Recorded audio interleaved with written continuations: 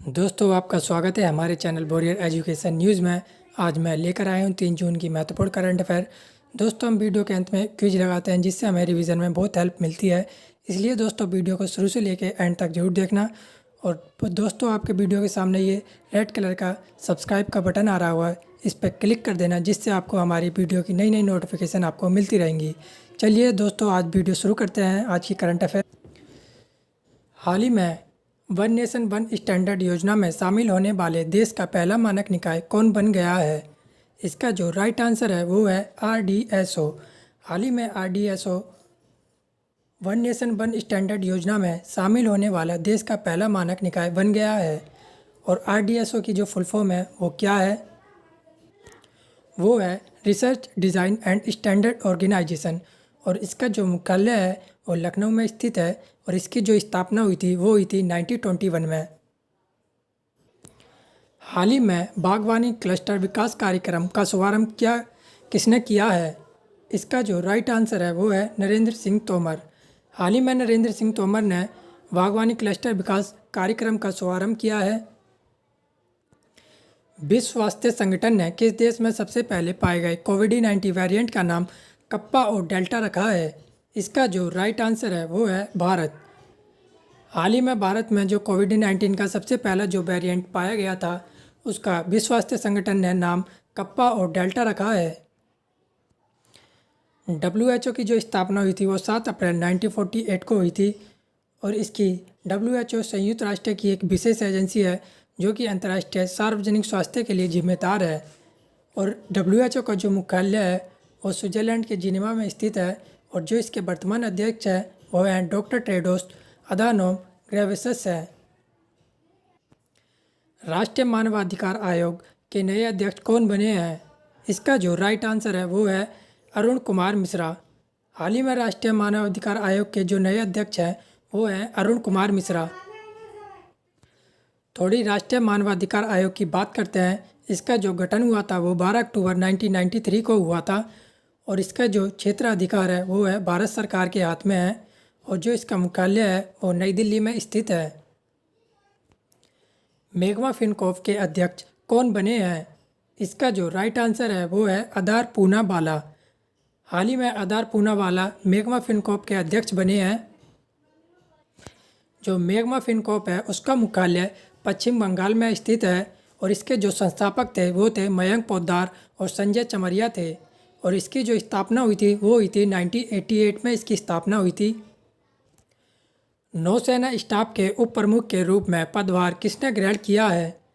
इसका जो right answer है वो है रवनीत सिंह। हाल ही में नौसेना स्टाफ के जो उप प्रमुख के रूप में पदभार संभाला है वो है Ravneet Singh. Indian broadcasting foundation के अध्यक्ष कौन बने हैं? इसका जो राइट आंसर है वो है विक्रमजीत सेन। हाल ही में Vikramjit Sen Indian broadcasting foundation के अध्यक्ष बने हैं जो कि digital media content regulatory council DMCRC के अध्यक्ष के रूप में नियुक्त करने की घोषणा है। यानी जो OTT यानी जो ऑनलाइन प्लेटफॉर्म है उसके लिए एक नई समिति का गठन हुआ है जिसके जो अध्यक्ष हैं वो अध्यक्ष बनाए गए हैं विक्रमजीत सेन। आर्थिक सहयोग और विकास संगठन ने वित्तीय वर्ष 2022 के लिए भारत के विकास के अनुमान को घटाकर कितने प्रतिशत कर दिया है? इसका जो राइट आंसर है वो है 9.9%।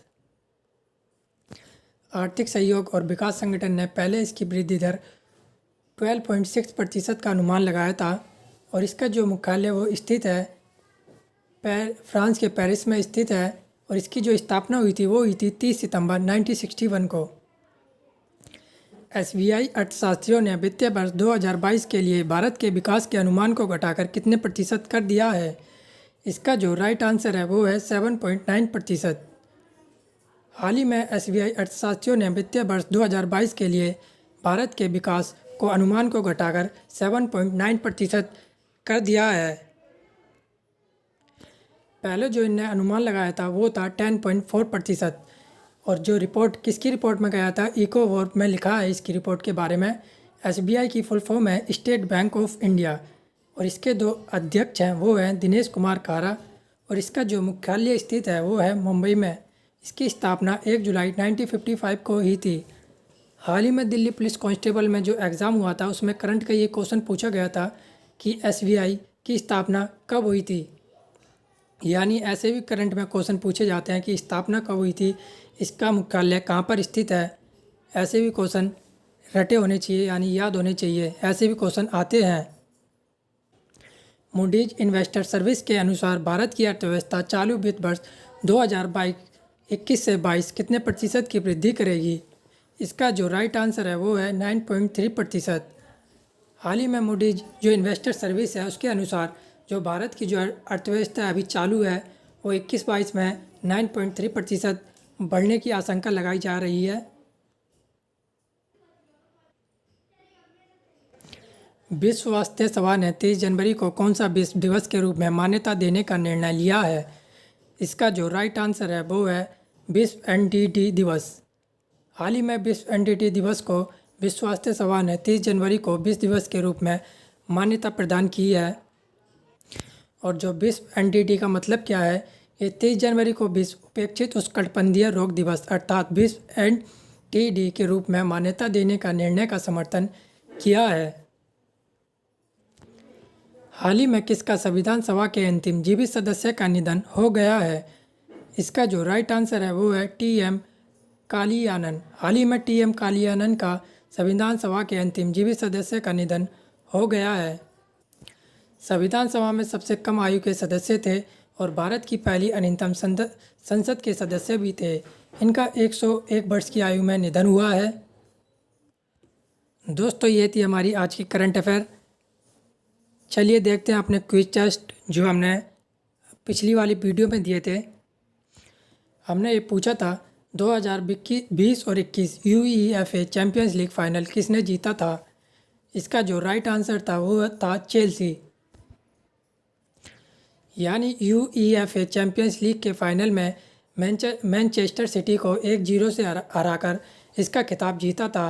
और फुटबॉल का जो लास्ट गोल किया था वो किया था जर्मन फॉरवर्ड काई हैवर्ट ने, जिसके वजह से ये टीम जीती थी। दोस्तों और ये है आज की वीडियो का हमारा क्विज टेस्ट, किस देश में फिर से शुरू होगा आईपीएल। ये हमारे ऑप्शन। दोस्तों इससे कमेंट बॉक्स से कमेंट में लिखना। और दोस्तों आज की वीडियो अगर अच्छी लगी हो तो शेयर एंड सब्सक्राइब कीजिएगा। धन्यवाद।